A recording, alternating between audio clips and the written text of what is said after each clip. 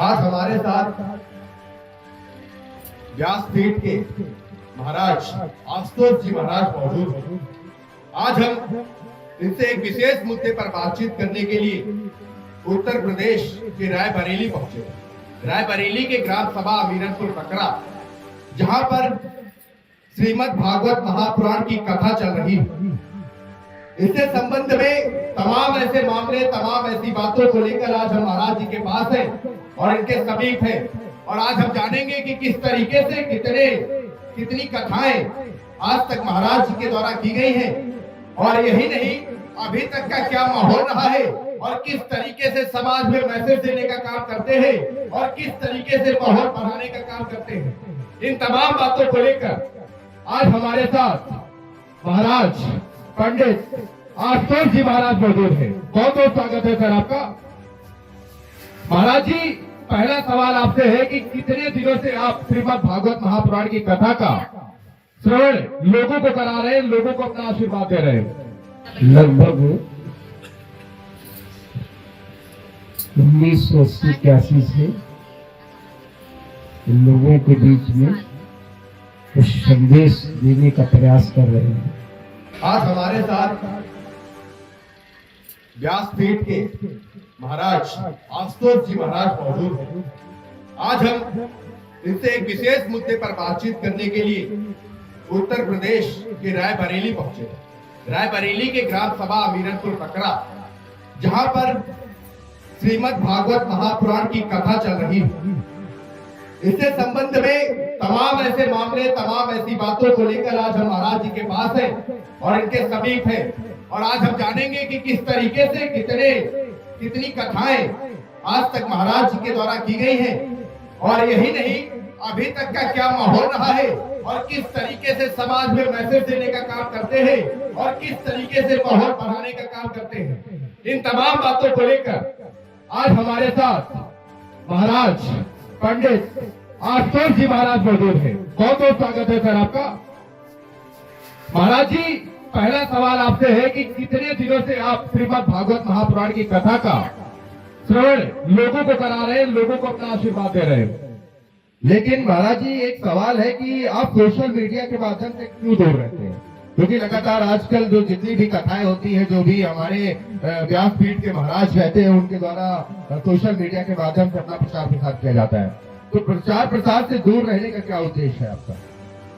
अब ये वास्तविकता इसकी ये है कि हम जो हैं सो हैं, और हमारे साथ में विचारों से जुड़ा हुआ है, जबरदस्ती उस पर नहीं थूकना चाहते। मेरे विचारों को सुन करके या एक दूसरे से सुन करके और लोग विचारों के साथ जुड़ते हैं, कुछ लेने की इच्छा होती है, वो लेने के लिए आते हैं।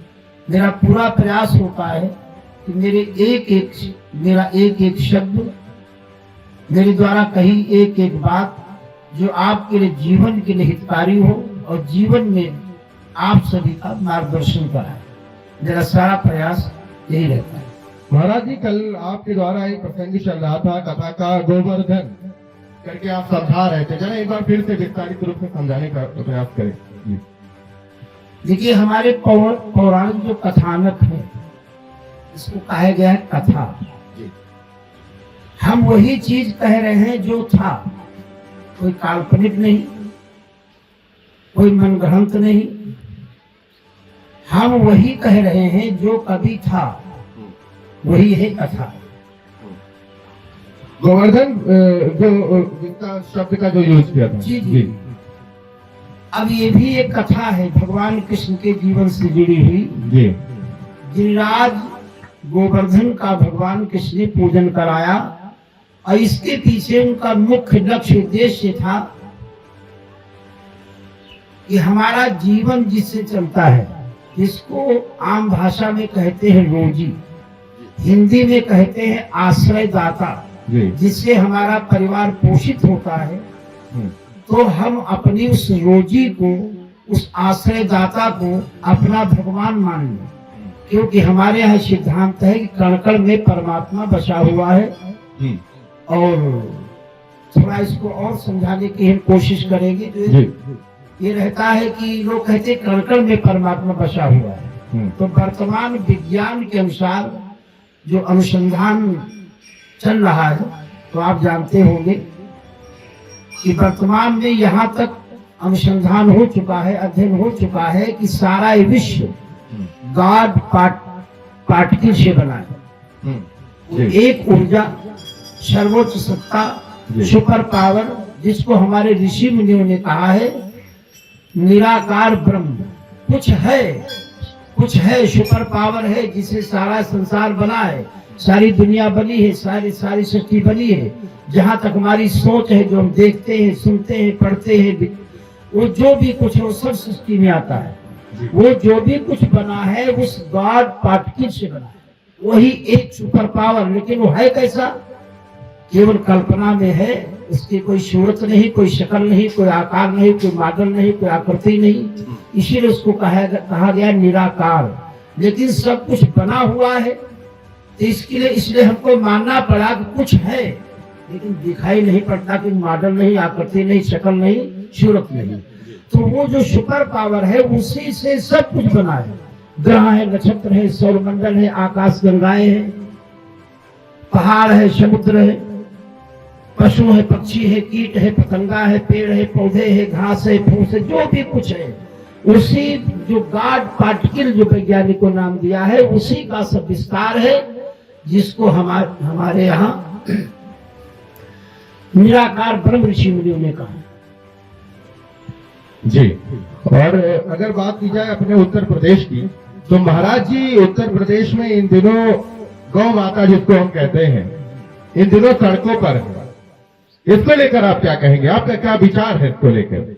जो आपको बता रहे थे जी, थोड़ा उसमें रह गया था जी। आपने शुरुआत किया था गोवर्धन जी जी जी। तो चर्चा उस पर मैंने कर दी कि अपनी जो रोजी है, जो आश्रयदाता सिंगल परिवार पलता है, उसी को अपना भगवान मान ले, क्योंकि वो एक जो सुपर पावर है वही का एक विस्तार है जी। उसी का एक विस्तार जो भी कुछ है। तो भगवान कृष्ण ने गैया चराई, पशुपालन किया जी। चाहे कोई देश हो, चाहे कोई समुदाय हो, चाहे कोई क्षेत्र हो, जिसके पास वो दो चीजें हैं, कृषि और पशुपालन, वो कभी भी किसी के ऊपर आश्रित नहीं रहेगा, स्वस्थ रहेगा और अर्थव्यवस्था भी इसकी ठीक रहेगी, आनंद में रहेगा। जिसके पास दो चीजें हैं, कृषि और पशुपालन। पशुपालन में भी बहुत से पशु आते हैं जी। लेकिन गाय के साथ मेरा जीवन विशेष जुड़ा है। गाय के साथ में विशेष मेरा जीवन जुड़ा है। वो क्योंकि जो माँ का दूध होता है, जो हमने दुनिया में आते ही जिस दूध को ग्रहण किया है, उस माँ के दूध का जो फार्मूला है कि दुनिया में जितने भी जीव हैं उनका जो दूध है, वो माँ के दूध से गाय का दूध सबसे ज्यादा मेल खाता है। वो फार्मूला माँ के दूध का और गाय के दूध के साथ ज्यादा मेल खाता है। इसलिए हम अपने जीवन में गाय के दूध का विशेष प्रयोग करते हैं। गाय के दूध में 75 प्रकार के तत्व होते हैं और 2 घंटे में हजम हो जाता है, पच जाता है मेरे शरीर में। और उसके बाद भैंस का दूध, तो ये इसमें 20 प्रकार के तत्व होते हैं और ये 8 घंटे में मेरे शरीर में पचता है।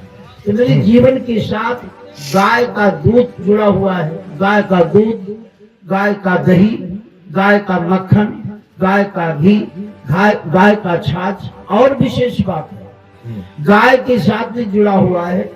बताया जाता है कि गाय के शरीर में सोनांश होता है, सोने का अंश होता है, जो वर्तमान में वैज्ञानिकों ने उस पर अनुसंधान करके, और गोमूत्र में विशेष करके जो गिरी गाय है जी, उसमें सबसे ज्यादा सोनांश होता है। फिर आपके जो शाहीवाल उसमें होता है। और वैसे हर एक भारतीय गाय में, केवल भारतीय गाय में ये पाया जाता है सोनांश, स्वर्ण का अंश पाया जाता है। पहले वैद्य लोग जब चिकित्सा करते थे, उपचार करते थे, तो आप सभी जानते होंगे कि धातुओं के मेरे शरीर में उनकी भी आवश्यकता है, जो को मिनरल्स कहते हैं। तो चांदी भस्म, स्वर्ण भस्म, तांबा भस्म आदि आदि करके वैद्य लोग हमारे उपचार में हमको जो हमारे शरीर में कमी होती थी वो उसको एक विधि से बना करके, अपनी आयुर्वेदिक विधि से बना करके, जिसको भस्म कहते हैं, वो धातुएं मेरे शरीर को आवश्यकता है तो अपने अनुसार, आवश्यकता के अनुसार हमारे शरीर में पहुंचाते थे, मरीज को देते थे। गाय का दूध पीने से या गाय का दही आदि गोरस आदि खाने से मेरे शरीर में स्वर्ण तत्व की विशेषता है कि स्वर्ण तत्व मेरे शरीर को ऊर्जावान बनाता है और इसमें रोग अवरोधक इतना तेजवान होता है ये स्वर्ण कि मेरे शरीर में रोग अवरोधक क्षमता को बढ़ा देता है। तो भगवान कृष्ण ने वो गोपाल बन करके आए। बलराम जी हलधर कहे जाते हैं। हलधर कौन होता है? देखा होगा जो कंधे पर हल रख करके प्रदर्शित किया जाता है किसान को। तो दो चीजें रामावतार में भगवान राम से बात शेष रह गई थी।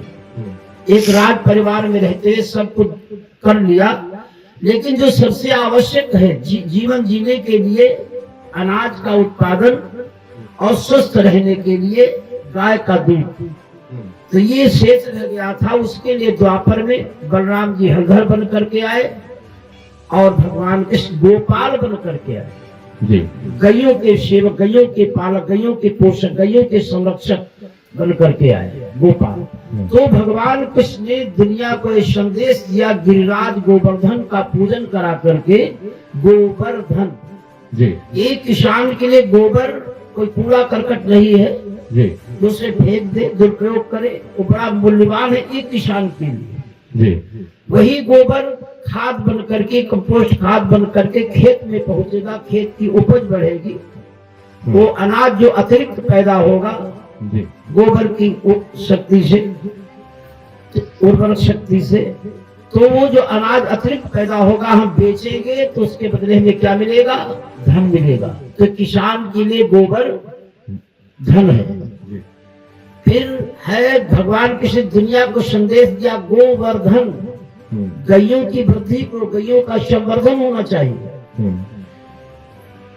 आज ब्राजील दुनिया में गोपालन के लिए वो सबसे आगे देश है। सर्वाधिक जो है गोपालन ब्राजील में होता है, इसकी जड़ हमारे देश से पड़ी। अब कुछ वर्ष पूर्व हमारे देश के किसी राजा ने ब्राजील के शासक को भेंट में कुछ गिर प्रजाति की जो गाय है वो दिया था, और वो ब्राजील में ले जा करके वहां के वातावरण के जलवायु के अनुकूल उनको तैयार किया। आज दुनिया में सबसे ज्यादा दुग्ध का उत्पादन करने वाला ब्राजील, उसकी अर्थव्यवस्था में वहां का गोपालन विशेष सहयोग कर रहा है। तो भगवान कृष्ण ने गोवर्धन, किसान के लिए गोबर धन हो जाएगा अगर सदुपयोग करेगा। आम जन के लिए गैयों का हम संवर्धन करेंगे, गैयों की वृद्धि करेंगे, गैयों का अधिकाधिक पालन करेंगे तो हमारी आर्थिक व्यवस्था मजबूत होगी। अब वर्तमान में गायों को लेकर के थोड़ा हम भ्रमित हैं।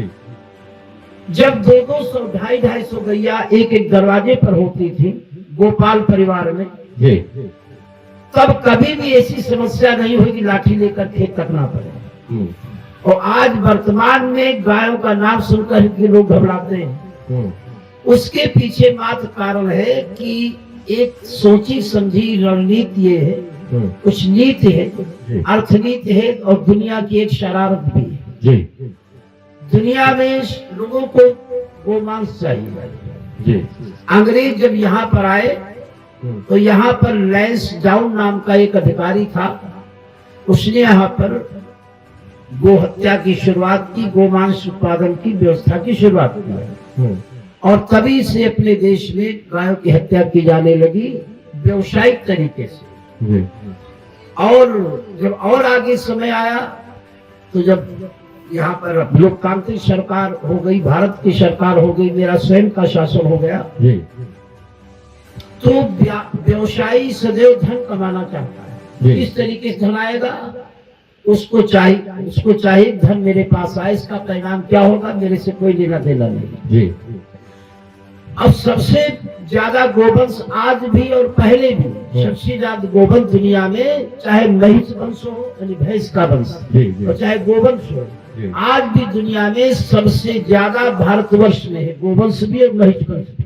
जी जी अब व्यापारियों की निगाह लगी थी, मांस और चमड़े का व्यापार भारत से बहुत अच्छा होगा। जी अच्छा, तो व्यवसायियों ने एक नीतिगत तरीके से, दुनिया के व्यवसायियों की बात है, तो यहाँ पर ट्रैक्टर दिए गए। पहले विदेश से बनकर ट्रैक्टर आते थे, जी फिर इसके बाद भारत में भी ट्रैक्टर बनने लगे। अगर ऐसे किसान नहीं ले सकता है तो बैंक से कर्जा दिया जाने लगा। जी अब दरवाजे दरवाजे ट्रैक्टर खड़े हो गए, जी बैलों की उपयोगिता समाप्त हो गई। जब बैलों की उपयोगिता समाप्त हो गई, कोई प्रयोग नहीं रहा, तो किसान बछड़ों को छोड़ने लगा। अब वो बछड़े जो है, अब सियाने होंगे तो कहीं पेट भरेंगे तो किसी किसान के खेत को नुकसान पहुंचाएंगे। जी। अब धीरे धीरे वो समस्या आ गई कि किसान को गाय पालने में केवल दूध के अलावा उसे कोई लाभ नहीं दिखाई पड़ता है। जी अब बछड़े होंगे तो क्या करेंगे, एक समस्या ये भी है, खोलना पड़ेगा। अब ये इस डर के मारे कि बछड़े को खोलना पड़ेगा, कहीं हाँकना पड़ेगा, कहीं छोड़ना पड़ेगा, किसी नुकसान करेगा, तो एक भय बना हुआ अंदर, एक मन में भ्रम भी बना हुआ है। इसलिए लोग गोपालन में रुचि अब वो कम हो रही है। महाराज जी, एक सवाल है, इस समय देश में हिंदू राष्ट्र बनाने की चर्चा चल रही है। सनातन के प्रति बागेश्वर धाम पंडित धीरेन्द्र शास्त्री लगातार पदयात्रा निकाल रहे हैं। इसको लेकर आपका क्या विचार है और आपका क्या पक्ष है? भारत हिंदू राष्ट्र होना चाहिए और उसको किस तरीके से परिवर्तन में लाना चाहिए, इस पर क्या कहेंगे आप? पहली बात है, किसी को प्रचारित करने से उसका प्रसार नहीं होता है। हम जब उसके प्रति स्वयं आकर्षित होंगे, जी आकर्षित तब होंगे जब उसकी अच्छाइयां हमको मालूम होंगी। अब ये अच्छाइयां कौन बताएगा? किसान खेती करेगा, व्यवसायी व्यापार करेगा, उद्योगपति अपने उद्योग में लगेगा, श्रमिक अपनी फैक्ट्री में काम कर रहा होगा, एक साहित्य पत्रकार अपने कार्यालय में बैठ करके लेखनी चला रहा होगा। तो ये बताए कौन कि हिंदू क्या है, हिंदू संस्कृति क्या है, इसमें क्या विशेषताएं हैं, हम इससे क्यों जुड़े। तो ये हमारे यहाँ पर एक जो परंपरा है, पौराणिक कथा कहने कि पुराणों की चर्चा होती है, संत लोग उपदेश करते हैं, तो उसके माध्यम से, जैसे मैं आपको पहले ही बता चुका हूँ, हम वही कहेंगे जो था, वही है कथा। तो इस कथा के माध्यम से हम अपनी पूरी पुरानी वो चीज बताते हैं। राजा कैसे थे, लोग कैसे थे, महिलाएं कैसे थी, बच्चे कैसे थे, सैनिक कैसे थे, विदेश की व्यवस्था कैसी थी, अर्थव्यवस्था कैसी थी, ये सब बताने की कोशिश करते हैं, प्रयास करते हैं, आप तक पहुंचाते हैं। और आप अपनी प्राचीन व्यवस्थाओं को जब देखते हैं तो उसके विषय में समझते हैं, तो उसके प्रति हमारा रुझान होगा कि हमारे देवी देवताओं की पूजा क्यों की जाती है, हम किसे देवता मानते हैं, हम देवी देवताओं की पूजा क्यों करते हैं, कि मेरे जीवन के साथ जिसकी कहीं भी कोई भूमिका है। मेरे जीवन में जैसे पानी की कितनी बड़ी भूमिका, हम नहीं जी सकते, कितनी बड़ी भूमिका, तो हमने इसको देवता मान लिया। ये धरती, इसके बिना कोई जीव रह सकता है नहीं। ये धरती हमें अन्न देती, फल फूल शाक भाजी देती है, मेरे जीवन का पोषण करती है माँ की तरह से।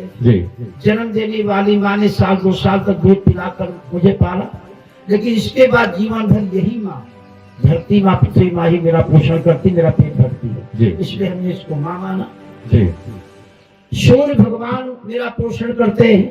विज्ञान कहता है ये अन्न फल फूल शाक भाजी जो भी मुझे प्राप्त हो रहा है, जी अगर प्रकाश संश्लेषण की क्रिया न हो, जी अगर विज्ञान में बच्चों को वनस्पति शास्त्र में पढ़ाया जाता है कि सूर्य का प्रकाश जब पत्तियों पर पड़ता है तो प्रकाश संश्लेषण की प्रक्रिया होती है, पौधे भोजन बनाते हैं। जी वो भोजन जो बनाते हैं कुछ अपने प्रयोग में लाते, अपने विकास के लिए लाते, फिर भी जो बचत होती है जी उस बचत को हमारे तुम्हारे लिए इकट्ठा करते, जैसे गाजर जड़ में, मूली जड़ में, शलजम जड़ में, जी और प्याज में तना में, गन्ने में तना में, आलू तना में, पात गोभी पत्ते में अपना बचत इकट्ठा करती है। जी और ये जो अनाज है ये बीज में जी वो पौधे अपना जो भी बचत है उसमें इकट्ठा करते हैं, वो हमारे आपके सबके लिए काम आती है। तो सूर्य भगवान का मेरे जीवन में कितना बड़ा योगदान जीने के लिए, इसलिए हम सूर्य को भगवान मानते हैं, उनकी पूजा करते हैं। इसी तरह से वायु का मेरे जीवन में कितना बड़ा सहयोग है, उसके बिना हम जी नहीं सकते, ऑक्सीजन के बिना। इसलिए वायु को हमने देवता माना, उसकी पूजा करते हैं। यही संदेश दुनिया को हम देना चाहते हैं कि ये एक एक वस्तु, एक एक पौधा ये तुम्हारे जीवन के साथ जुड़ा है और इसमें इसीलिए हम देवत्व का दर्शन करते हैं। महाराज जी, आजकल की युवा पीढ़ी सनातन से काफी दूर नजर आ रही है, भक्ति भाव से काफी दूर है, इसको लेकर क्या मैसेज देना चाहेंगे? अब इसके पीछे कहानी बड़ी लंबी है, शॉर्ट में बताइए। जी जी। इसके पीछे कहानी बड़ी लंबी है कि हमारा नवयुग क्यों भ्रमित है। जी पहली बात एक और है, उसके अंदर हमें ये भरना है, और दूसरी ओर हमारे अंदर उसको हटाना है, वो प्रयास चल रहे हैं। जी थोड़ा सा संकेत करेंगे। बिल्कुल। जब यहाँ पर इस्लाम का शासन था, जी उन्होंने यहाँ की भाषा, वेशभूषा, खान पान, आहार विहार, मेरे विचार वो सब परिवर्तित करने का प्रयास किया। जी इसके बाद जब अंग्रेज आए उन्होंने भी भाषा, वेशभूषा, मेरी सोच, मेरा चिंतन, मेरी विचारधारा से बदलने की कोशिश किया, प्रयास किया। जी और इसी बीच में मार्क्स के विचारों का उदय हुआ। जी मार्क्स, लेनिन, माओ से तुंग, इनकी विचारधाराएं दुनिया में बढ़ाने की कोशिश, प्रयास किया गया। जी अब ये तीनों का लक्ष्य है कि सारी दुनिया में मेरी ही विचारधारा हो।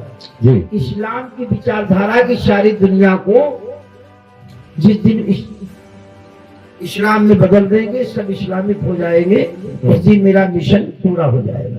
जी दूसरे ईसाइयों का भी मिशन है जी कि ईसा का संदेश सारी दुनिया में फैलाना है, और जिस दिन ये संदेश दुनिया में पहुंच जाएगा सारे लोग ईसाई हो जाएंगे, मेरा मिशन पूरा हो जाएगा। वो भी इसी में लगे। जी उसी तरह से साम्यवादी मार्क्स, लेनिन, माओ से तुंग, इनका भी है कि सारी दुनिया को कोई देश नहीं मानते। जी वो सारी दुनिया में अपनी विचारधारा को फैला करके ये उनका उद्देश्य है कि अपना हम काम, लक्ष्य पूरा करें, सारी दुनिया में साम्यवाद फैल जाए, कम्युनिज्म फैल जाए, ये उनका उद्देश्य है।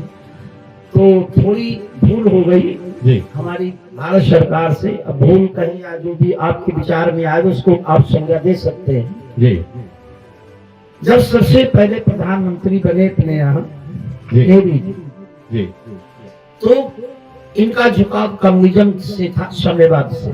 जी तो कम्युनिस्टों के से कहा कि भाई आप तुमको इसमें हम क्या दे, क्या आप लोग चाहते हो। तो साम्यवादियों का लक्ष्य था दुनिया में अपने साम्यवाद को प्रसारित करना। तो उन्होंने कहा कि हम इतिहास लेखन और शिक्षा, ये दो चीजें हम लेंगे। वो दोनों चीजें साम्यवादियों ने ले ली, इतिहास लेखन और एजुकेशन, शिक्षा। जी अब साम्यवादियों ने हमारे इतिहास को लिखा। जी अब उन्होंने अपनी अब उन्होंने इतिहास का आधार क्या बनाया? किसी अंग्रेज ने जो इतिहास भारत का लिखा उसको आधार बना करके, और हमने अंग्रेज की बात को यहाँ भारतीय इतिहासकार ने उसको लिखा। जी अब वो अपनी मर्जी के साथ में मिशन के अनुसार उन्होंने अपना यहाँ का इतिहास लिखा। जी और जैसा आप जानते, जैसे यहाँ एक भ्रम फैला गया जो आर्य है, आर्य माने होता है श्रेष्ठ। जी तो एक भ्रम फैला गया कि आर्य जो है ये बाहर से आएगा और दूसरे देश से आकर के यहाँ के जो मूल निवासी थे बोलो आप कंटिन्यू। उनको यहाँ से हटा करके और यहाँ पर कब्जेदारी कर लिया। एक भ्रम पैदा किया गया। तो जो ये इतिहास से उर्मिला थापर जैसे आदि जैसे एक हबीब करके इतिहासकार रहा है, इन सब ने यही प्रयास किया कि आर्यों को हम दिखावें कि विदेश से आकर के यहाँ पर कब्जा कर लिया, अधिकार जमा लिया। तो इस तरह से साम्यवादियों के हाथ में शिक्षा थी और इतिहास था। तो जो नया वर्ग है इसको नवयुग कहते हैं। इसके जीवन की शुरुआत विद्यालय से होती, और विद्यालय क्योंकि शिक्षा का साम्यवादियों के हाथ में थी, तो उस पूरा साम्यवाद विद्यालयों में, माध्यमिक विद्यालयों में और उच्च स्तरीय यूनिवर्सिटी यानी विश्वविद्यालय तक ये फैल गया। अब वहाँ पढ़ करके जो लोग तैयार हुए, अधिकारी बने, कर्मचारी बने, राजनेता बने, साहित्यकार बने, पत्रकार बने, तो उनकी भी मानसिकता, उनका ऐसा मानसिक इसको ब्रेन वॉश कहते हैं। विद्यालय में वो कम्युनिस्टों ने ऐसा ब्रेन वॉश किया कि हमारी मानसिकता को बदल दो। हम अपनी ही विचारधाराओं से, अपनी परंपराओं से, अपने देश से, देवी देवताओं से ही वो हम भ्रम में पड़ गए और उसको आगे इतना हो गए कि हम उसकी निंदा करने लगे।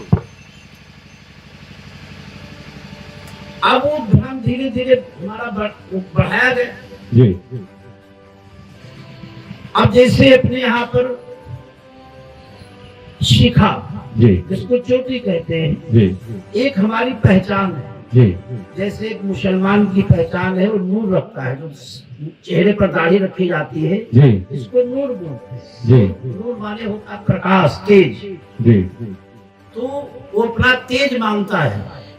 हमारे यहाँ ये शिखर है, जैसे मंदिर में शिखर होता है, ऐसे हमारे शरीर का शिखर है। इस शिखर से ही ये शिखा शब्द बना है।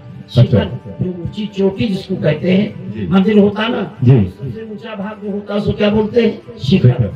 ये शिखर से ही शिखा बना है। ये हमारा शिखर है, हमारी ऊंचाई है। और जैसे एक राजा के सिर पर मुकुट होता है, ऐसे एक वैदिक धर्मावलंबी, सनातन धर्मावलंबी के शरीर में एक पहचान है, उसके शरीर का एक शिखर है, जिसको हम बोलते हैं शिखा। तो हम इसी से अब वहाँ विद्यालय में उपहास होता है, तो अब हर बच्चा उस शर्मिंदा होता है, उस चोटी है। अधिकाधिक विद्यालयों में पढ़ने वाले लड़के आप देखते शिखा नहीं रखते। ये हमारे इधर मानसिकता भर दी गई। एक मुसलमान को दाढ़ी, लंबी दाढ़ी रखने में कोई संकोच नहीं है, तो इसके अंदर वो विचार दिया गया है, वो मानसिकता भरी गई कि हमारा तेज है। तो बड़े गर्व के साथ वो अपना नूर रखाता है, दाढ़ी लंबी रखता है, सर पर टोपी भी लगाता है। लेकिन मेरी मानसिकता में भर दिया गया ये फूहड़पन है, ये मूर्खता है, इसका कोई उपयोग नहीं, ये बेवकूफी है। अब ये मेरी मानसिकता में आ गया कि इसको अगर नेशन में शिखा होगी तो लोग हंसेंगे, पुरातन पंथी मानेंगे, गोपा पंथी मानेंगे, इसलिए मेरा उपहास न हो, इसलिए हम भी उसको छोड़। ऐसी तमाम चीजें, पहनावा, पूजा पाठ संध्या उपासना जी हमारी नित्य क्रिया, जी सुबह से शाम तक जागने से सोने तक हमको क्या करना, कैसे बैठना उठना है करना है, ये सब मेरे यहाँ एक व्यवस्था थी। ब्रह्मचर्य आश्रम। जी बच्चा जब 8 वर्ष का हो जाता था तो किसी आश्रम में जी किसी आचार्य के हाथों बच्चे को सौंप दिया जाता था जी और 17 वर्षों तक शिक्षा और दीक्षा, शिक्षा तो मिलेगी ही और दीक्षा माने होता ट्रेनिंग। जी कैसे जीवन जीना है हमको उसकी वहां पर ट्रेनिंग दी जाती है। जी अब ये सारी चीजें धीरे धीरे गुरुकुल नहीं रहे, आचार नहीं रहे और व्यवस्था नहीं रही। अब साम्यवादियों की दी हुई शिक्षा और दीक्षा चल रही है, जी जिसने हमारे नवयुवकों का मानसिक परिवर्तन कर दिया। और उसी का परिणाम है कि आज हम भटके हुए हैं। मेरा सारा प्रयास यही रहता है कि विशेष करके नवयुवक अपनी संस्कृति के विषय में, अपने देश के विषय में, अपने महापुरुषों के विषय में, अपने भविष्य के विषय में वो जाने समझे और उनका लगाव देश के प्रति, अपनी संस्कृति के प्रति, अपने सनातन धर्म के प्रति हो। ये मेरा सारा प्रयास रहता, कोशिश रहती। और लगातार देखा जाए तो समाज में एक मैसेज है कि सोशल मीडिया ही सनातन के प्रति का लगाव है। जमीनी स्तर पर सनातन क्यों नहीं नजर आता, इस पर क्या कहें? अब प्रयास करने वाले अपने प्रयास में लगे हैं। जी अब ये भी जो मीडिया जो सोशल मीडिया जो है जी वो भी उसी समाज का अंग है। उन्होंने उसको समझा, उसकी उपयोगिता को समझा तो वो उसके प्रयास में लगे हुए हैं। जी। ये भी उन्हीं काम कर रहे हैं। अच्छा। और धीरे धीरे आम जन में जब मानसिकता में चीज आ जाएगी, हम अपने को जानेंगे, पहचानेंगे, उस मूल्य को समझेंगे, तो शनय शनय जब नई पीढ़ी में आ जाएगा जी तो एक 100 वर्षों की अपने आप एक व्यवस्था बन जाएगी। आज का नौजवान जो जागृत हो जाएगा तो आगे वो समझेगा 80 साल 100 साल तक वो मेरे अंदर मानसिकता वो बनी रहेगी सनातन धर्म के प्रति और फिर वो क्रम आगे बढ़ता रहेगा। महाराज जी, एक आखिरी निवेदन, आपका सबसे प्रसिद्ध जो भजन है उसको जरा सुनाने का हमें करें। एक शॉर्टकट में बढ़िया था एक भजन आपके द्वारा हो जाए, बढ़िया था जी। एक भगवान कृष्ण के लिए समर्पित है। उसकी भूमिका इस प्रकार से, भक्त भगवान के बहुत निकट रहना चाहता है, लेकिन सदा तो हम ये शरीर रहेगा नहीं।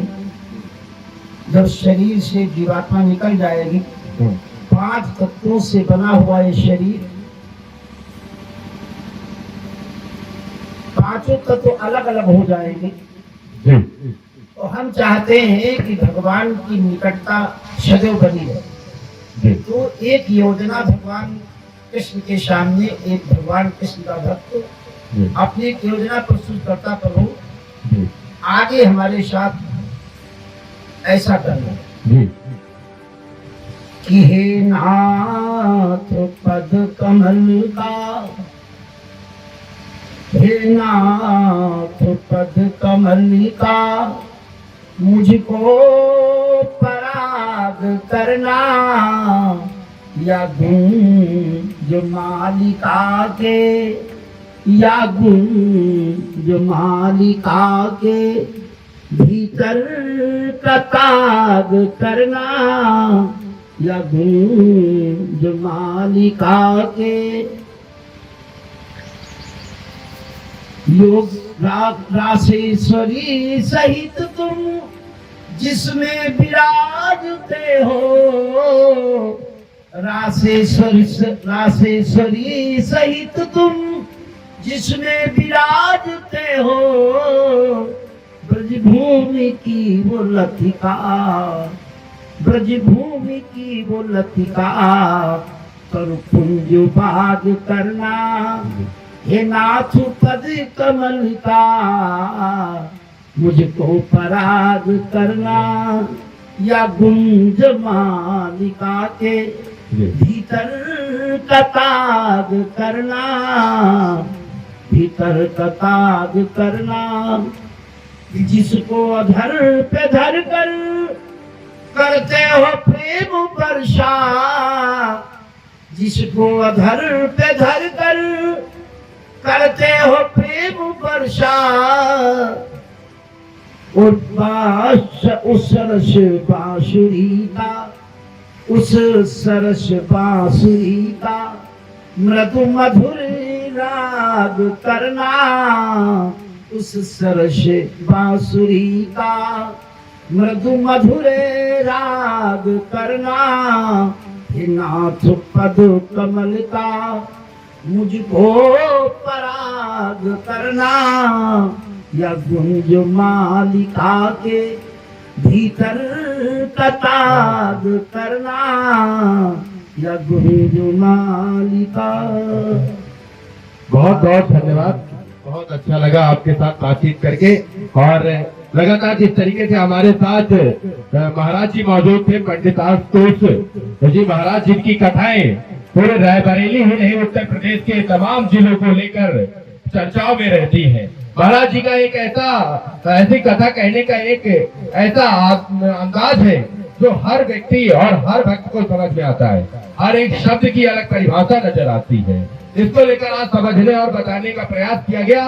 लगातार महाराज जी से संपर्क में रहेंगे और जितनी भी चीजें निकलकर सामने आएंगी वो आपके सामने रखी जाएंगी। फिलहाल के लिए दीजिए इजाजत और बने रहिए और देखते रहिए देश लाइव 24। धन्यवाद।